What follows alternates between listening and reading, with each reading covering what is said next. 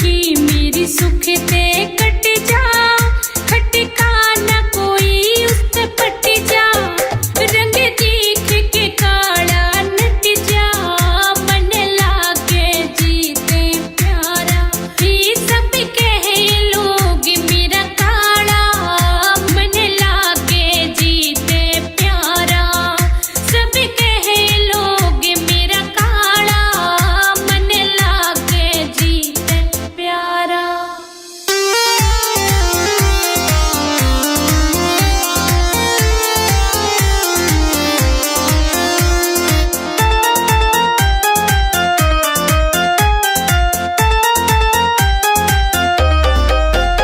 आम तोड़ना हर कोई चाहता,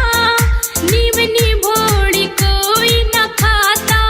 हाँ आम तोड़ना हर कोई चाहता,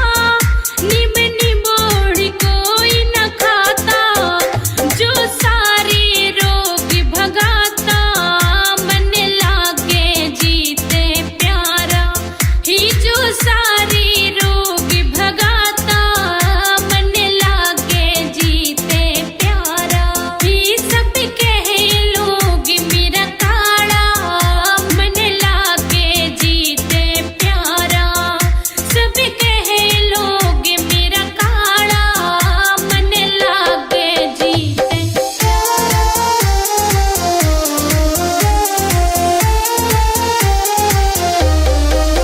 रत्नवीर मेरा श्याम सलोना, अंबर ऊपर बिछा बिछोना,